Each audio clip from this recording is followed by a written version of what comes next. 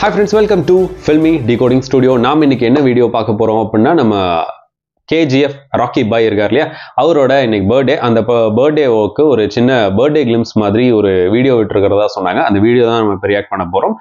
KGF படம் முடிச்சதுக்கு அப்புறம் ஆல்மோஸ்ட் ஒரு 3 வருஷம் ஆச்சுன்னு நினைக்கிறேன், 3 இல்லை 4 வருஷம் ஆச்சுன்னு நினைக்கிறேன். வேற எந்த படமுமே வரவே இல்லை. அந்த அளவுக்கு பொறுமையா அடுத்தடுத்த படத்தை செலக்ட் பண்றாரு. ஸோ இந்த படத்து மேல, டாக்ஸிக் அப்படின்ற இந்த படத்து மேல அதிகமான எதிர்பார்ப்பு இப்பவும் இருந்துகிட்டே இருக்கு. படத்தோட ஸ்டார்டிங் அந்த மோஷன் போஸ்டரா சம்திங் ஏதோ விட்டாங்க. அதுக்கப்புறம் அதுலயே பெயர் அனௌன்ஸ் பண்ணாங்க. ஸோ அதுக்கப்புறமா ரொம்ப நாளுக்கு அப்புறம், ரொம்ப மாசத்துக்கு அப்புறம் வரக்கூடிய ஒரு அப்டேட் இதுதான். இதுக்கப்புறம் மேபி டீசரா இருக்கும் அப்படின்னு நினைக்கிறேன். ஏன்னா ஆல்மோஸ்ட் ஷூட்டிங்ஸ் கொஞ்சம் முடிஞ்சிச்சு. அதுக்கப்புறம் இன்னும் கொஞ்சம் மட்டும்தான் இருக்கு அப்படின்னு சொல்லியிருந்த மாதிரி கேள்விப்பட்டேன். அப்டேட்ஸ் இருந்தால் சொல்கிறேன். அதுக்கப்புறம் வாங்க இந்த வீடியோ பார்த்துட்டு அதுக்கப்புறமா பேசலாம். அதுக்கப்புறம் நிறையா வருது. ஓகே, இந்த வீடியோட டியூரேஷன் 59 செகண்ட்ஸ். அதான் நம்ம இப்போ ரியாக்ட் பண்ண போகிறோம். 3, 2, 1 go. Rocking star. Birthday pic. Monster mind creation. Paradise show.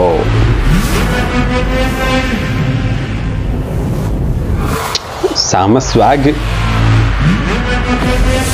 அதே இதானா தாடிலாம் வச்சுட்டு?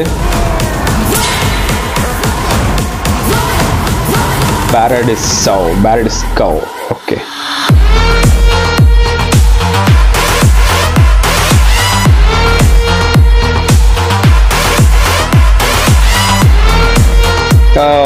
மாசு.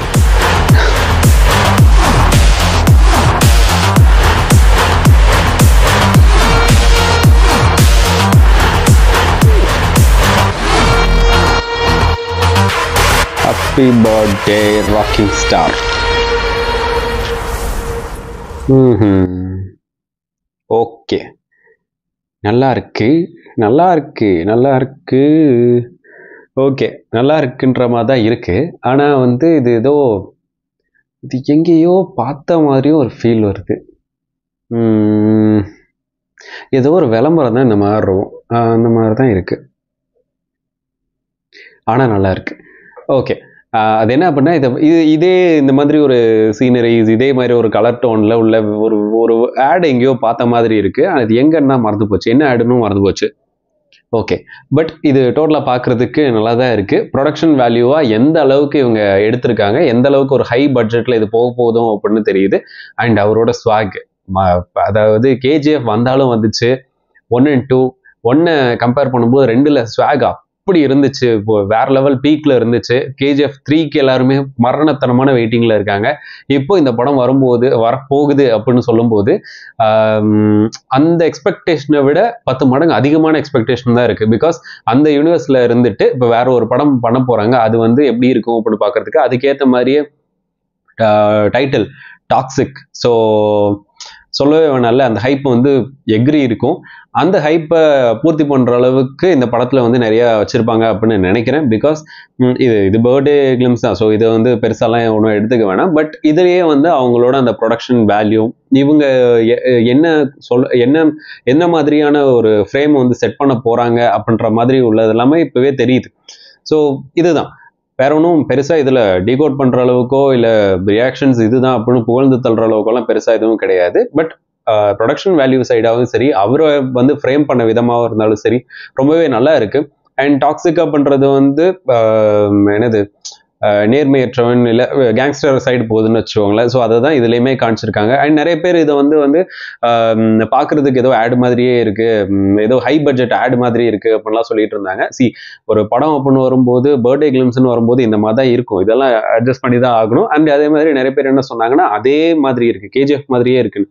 KGF மாதிரி கிடையாது, இது வேற ஃபிலிம். படம் வந்துச்சு அப்படின்னா தெரியும். முட்டெல்லாம் கொடுக்கல, பட் இருந்தாலுமே சொல்லணும்னு தோணுச்சு.